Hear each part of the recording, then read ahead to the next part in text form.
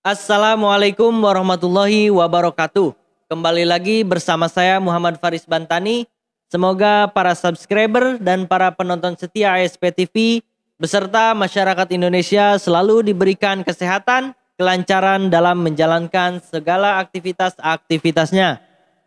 Pada kesempatan kali ini saya akan membahas kasus seorang mahasiswi di Banjarmasin yang diperkosa oleh aparat penegak hukum atau oleh seorang polisi pada Rabu 18 Agustus 2021.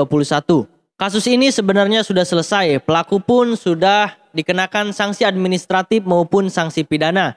Sanksi administratif yang dikenakan yaitu pemberhentian tidak dengan hormat atau dipecat oleh polisi Propam atau polisi profesi dan pengamanan.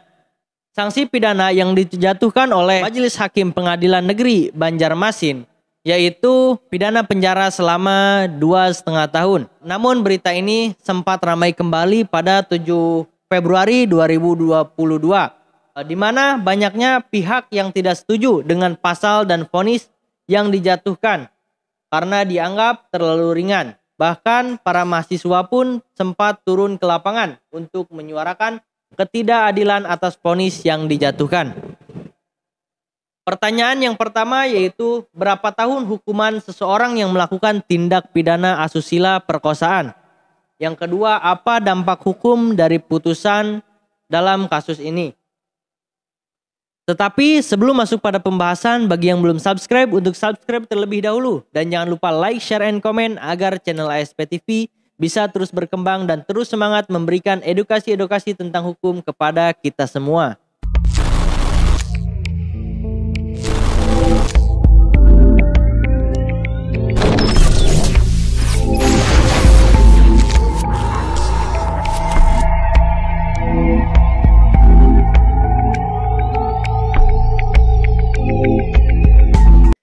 Masuk pada pembahasan, dikarenakan saya tidak dapat menemukan salinan putusan dalam perkara ini, maka saya mencari referensi-referensi dari artikel dalam sosial media. Kronologis atau kejadian bermula perkenalan seorang mahasiswi dengan seorang polisi berpangkat Bribka berinisial BT bermula saat korban menjalankan magang di Satres Narkoba Polres Banjarmasin pada 5 Juli hingga 4 Agustus.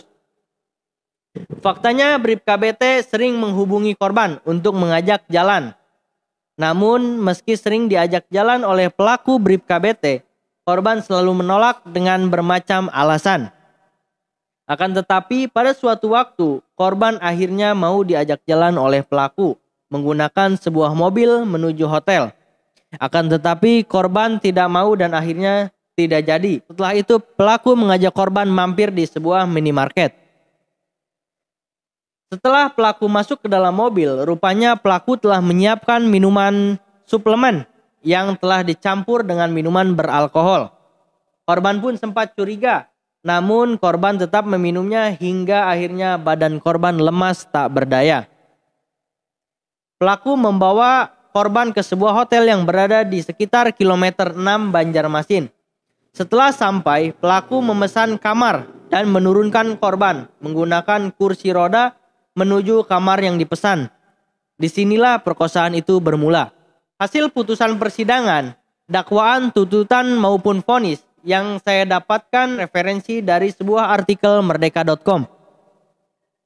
Bahwa terdakwa Bribka BT didakwa dengan pasal 286 Kitab Undang-Undang Hukum Pidana dengan ancaman pidana penjara maksimal 9 tahun atau pasal 290 ke 1 Kitab Undang-Undang Hukum Pidana dengan ancaman pidana penjara maksimal 7 tahun.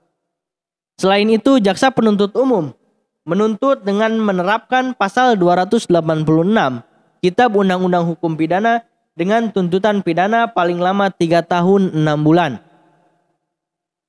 Dan akhirnya majelis hakim menyatakan terdakwa melanggar pasal 286 Kitab Undang-Undang Hukum Pidana dan menjatuhkan pidana penjara selama 2,5 tahun sebagaimana tercantum di dalam putusan Pengadilan Negeri Banjarmasin nomor 892/PIDB/2021/PN Banjarmasin. Pihak-pihak yang tidak setuju dengan pasal dan vonis yang diterapkan, menganggap pasal yang seharusnya diterapkan yaitu pasal 285 Kitab Undang-Undang Hukum Pidana. Mari kita lihat pasal 285 Kitab Undang-Undang Hukum Pidana.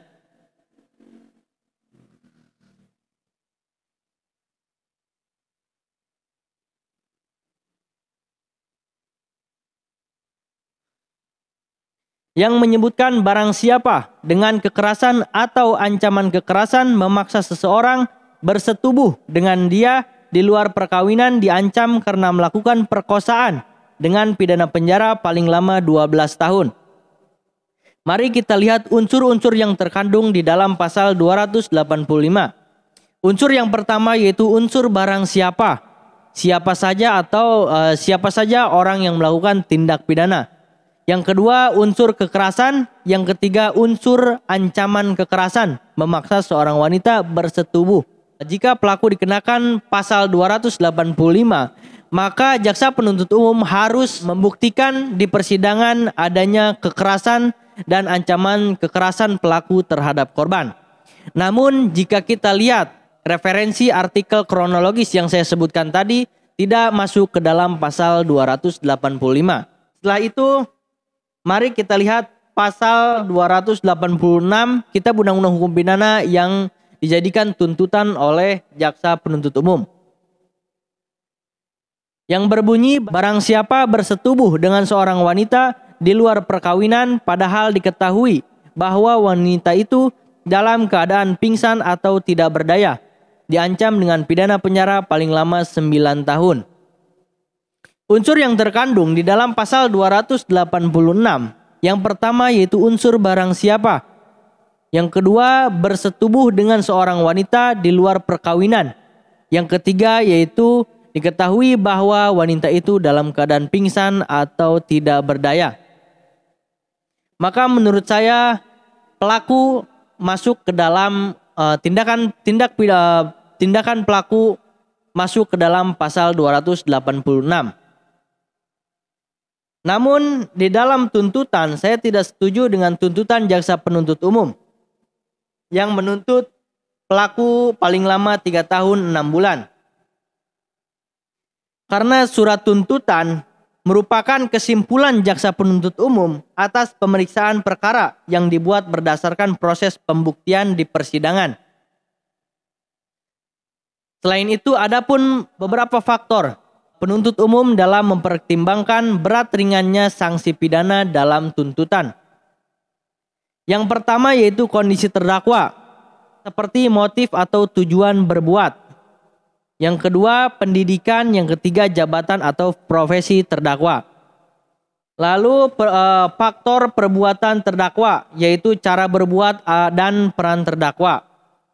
Selanjutnya akibat perbuatan terdakwa, apakah korban akibat perbuatan terdakwa penderitaan atau kerugian. Apakah korban mendapatkan penderitaan ringan ataupun penderitaan berat. Selain itu, Kejaksaan Tinggi menjelaskan tuntutan atas jaksa penuntut umum yang menuntut 3 tahun 6 bulan bahwa karena adanya surat permohonan maaf dari korban. Namun, jika kita melihat faktor-faktor yang sudah disebutkan, seharusnya tuntutan yang dituntut oleh jaksa penuntut umum lebih berat karena kita melihat dari faktor profesi. Profesi pelaku yaitu sebagai aparat penegak hukum atau seorang polisi yang tugasnya yaitu melindungi dan mengayomi masyarakat. Faktor memberatkan yang kedua yaitu cara berbuat atau yang sering kita sebut modus operandi, yaitu bagaimana cara si pelaku melakukan tindak pidana. Karena pelaku melakukan tindak pidana perkosaan dengan cara, menurut saya pelaku melakukan tindak pidana perkosaan dengan rencana.